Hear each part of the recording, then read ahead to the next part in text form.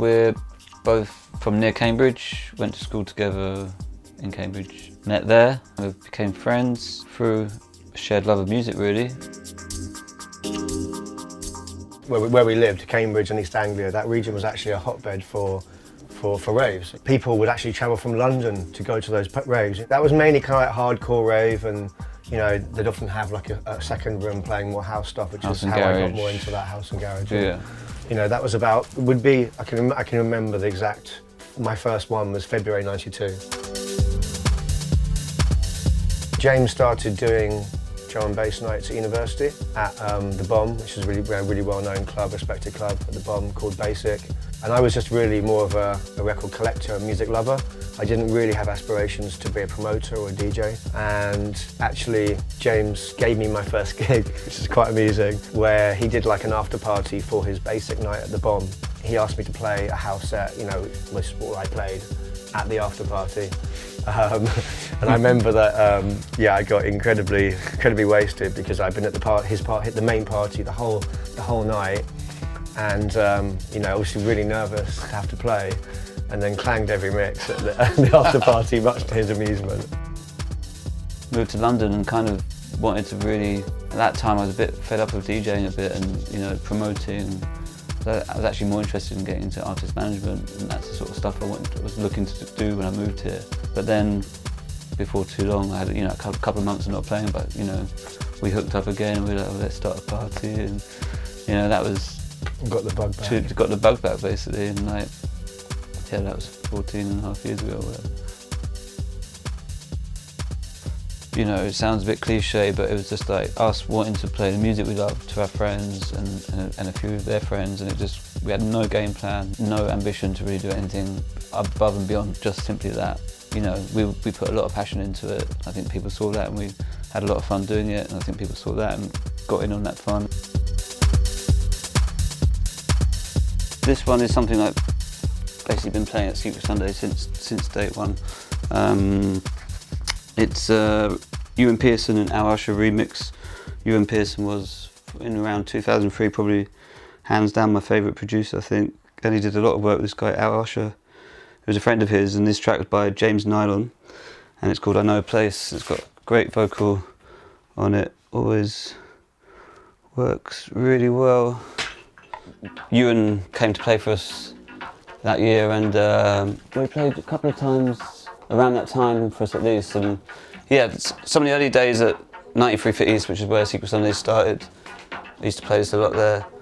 It's kind of that sort of early 2000s electro house kind of vibe that was really popular at the time and that I was really into, but it still stood the test of time, still love it, and still play it loads today. Amphetamines, barbiturates. It's a quick solution to your confidence. Keep your senses, what you gonna do when you find out the 8 ball was you. Felt really exciting to move to London, especially East London at that time, you know, Shoreditch, which is where I lived, and I think living through these last 15 years in East London has been amazing really, to see all this kind of changes happen and actually be a part of those changes a bit as well. It's been amazing, but you know, it's definitely a different place now. This record means a lot to me because it's a Ron Trent compilation on the Amazing Peace Frog label, and I bought this the year it came out, which was 1999, I believe. There's one track called Sometimes I Feel Like, which is really quite well known now, and it's been repressed, and there's a vocal version as well. This is the instrumental version, and actually that record was the first record I played at the first Secretsundaze, so I guess that's quite a special record, so I can put that on and give that a whirl. There we go.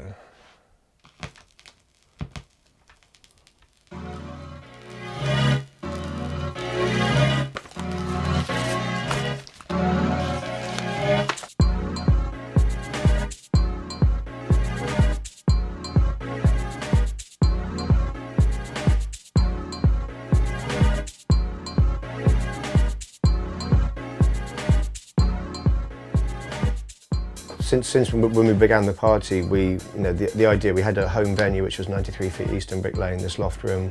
That was the place that we really wanted to do the party at. It just felt aesthetically right. Sometimes you walk into a room and it just feels like, it feels right, it feels comfortable.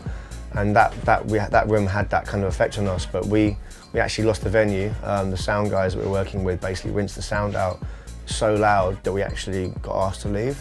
Actually, one of the old managers from that venue happened to move to this pub called The Poet, which still exists in Folgate Street near Liverpool Street Station now.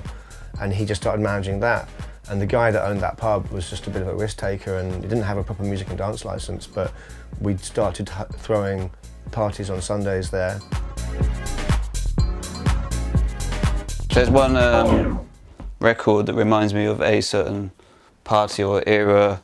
Then it's this record, which was, God, had to be my biggest record of that year, 2005, 2004, by a friend of mine called Serge Santiago. It's a re-edit that he did of an old Italo record, and it was huge at Secretsundaze at the Poet, which was, has to be, I think, my favourite Secretsundaze venue over all the years. It was like something very special about that place. It's a pub.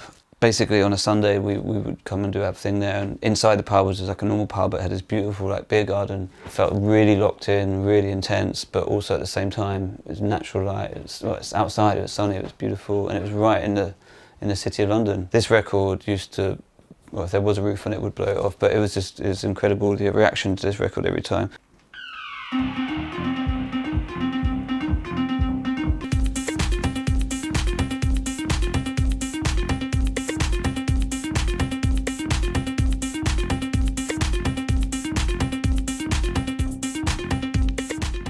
We've obviously played side by side or one after the other. We've always taken turns sort of playing first and last, both in our London gigs and our sort of worldwide touring. And we have played back to back a few times over the years before, and it's gone occasionally really well and occasionally not so well.